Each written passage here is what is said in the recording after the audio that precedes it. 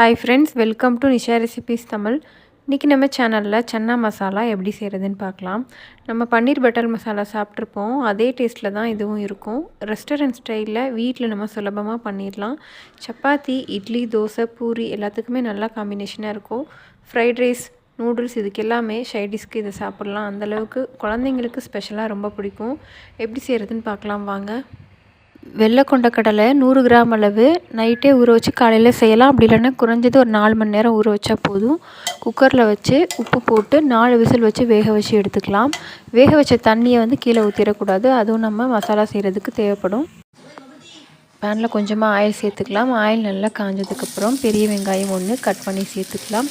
இது நம்ம அரைக்க தான் போகிறோம், அதனால தான் கொஞ்சம் பெருசாக கட் பண்ணிக்கலாம். வெங்காயம் கண்ணாடி பதம் அளவுக்கு வதக்கி எடுத்துக்கலாம். கலர் சேஞ்ச் ஆகணும்லாம் அவசியம் இல்லை. இதோட ஒரு பெரிய சைஸில் பழமான தக்காளி சேர்த்துக்கலாம்.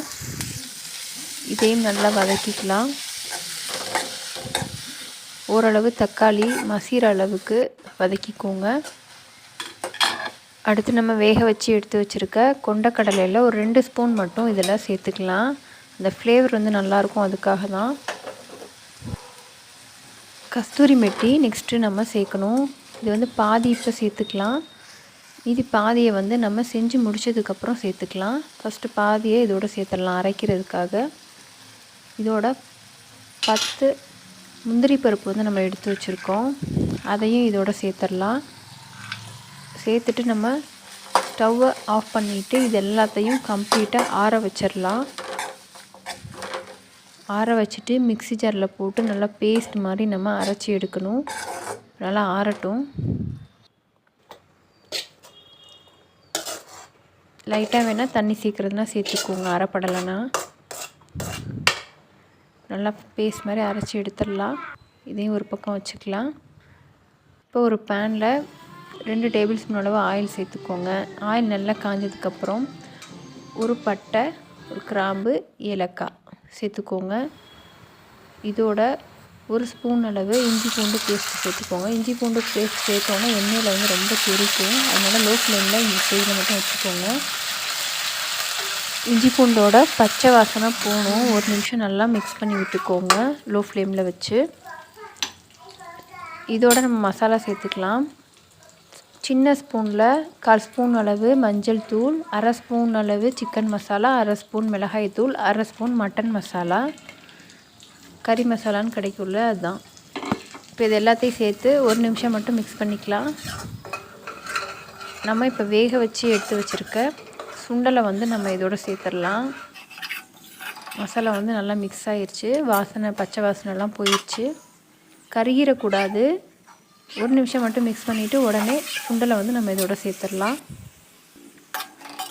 இதோட தேவையான அளவு உப்பு சேர்த்துக்கோங்க. ஆல்ரெடி நம்ம சுண்டலுக்கு உப்பு சேர்த்துருக்கோம். ஒரு 2 நிமிஷம் மூடி போட்டு வேக வச்சிடலாம். இப்போ நம்ம அரைச்சி எடுத்து வச்சுருக்கோம்ல பேஸ்ட்டு, அதை இதோட நம்ம நெக்ஸ்ட்டு சேர்த்துக்கலாம். மிக்ஸி ஜாரை கழுவிட்டு கொஞ்சமாக தண்ணியும் சேர்த்துக்கலாம் தேவையான அளவு. கொஞ்சம் திக்காக தான் இருக்கும். லைட்டாக தண்ணி சேர்த்து நல்லா மிக்ஸ் பண்ணி விட்டுருங்க. மிக்ஸ் பண்ணிவிட்டு ஒரு 5 நிமிஷம் மூடி போட்டு வேக வச்சுருங்க. அப்பப்போ ஓப்பன் பண்ணி மிக்ஸ் பண்ணிக்கோங்க, ஏன்னா இது லைட்டாக அடி பிடிக்கும் நம்ம முந்திரி பருப்பு சேர்த்தனால. ஒரு 5 நிமிஷம் ஆயிடுச்சு, ஓப்பன் பண்ணியாச்சு. இதோட டேஸ்ட் கொஞ்சம் ரிச்சாக இருக்கணும், அதுக்காக நம்ம பால் 100 ml பால் சேர்த்துக்கலாம். காய்ச்சின பால், அப்படி இல்லைன்னா காய்ச்சாத பால் எது வேணால் சேர்த்துக்கலாம். ஒரு ஸ்பூன் அளவு சுகர் சேர்த்துக்கலாம். கஸ்தூரி மெட்டி நம்ம எடுத்து வச்சோம்ல, அதை ஃபைனலாக சேர்த்துக்கலாம். கஸ்தூரி மெட்டி தான் இதுக்கு ஹோட்டலோட டேஸ்ட் நம்மளுக்கு கொடுக்கும். ரெஸ்டாரண்ட் ஸ்டைலில் அதான் கொடுக்கும். ஒரு ஸ்பூன் அளவு மட்டும் நெய் சேர்த்துக்கலாம். அதான் அந்த பட்டரோட டேஸ்ட் நம்மளுக்கு கொடுக்கும் அந்த கீ சேர்க்குறனால. இது எல்லாத்தையும் மிக்ஸ் பண்ணிவிட்டு லோ ஃப்ளேமில் வச்சு ஒரு 5 நிமிஷம் மட்டும் நம்ம வேக வச்சிடலாம். ஏன்னா பால்லாம் நல்லா கொதிக்கணும், அதுக்காக 5 நிமிஷம் வேக வச்சிடலாம். அவ்வளோதான், 5 நிமிஷம் ஆயிடுச்சு.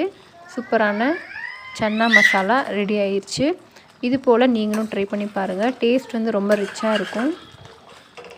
இந்த வீடியோ உங்களுக்கு பிடிச்சிருந்தா மறக்காமல் சேனலை சப்ஸ்கிரைப் பண்ணுங்கள், லைக் பண்ணுங்கள், கமெண்ட் பண்ணுங்கள், ஷேர் பண்ணுங்கள். மறக்காமல் உங்கள் ஃப்ரெண்ட்ஸ்க்கும் ஷேர் பண்ணுங்கள். தேங்க்யூ.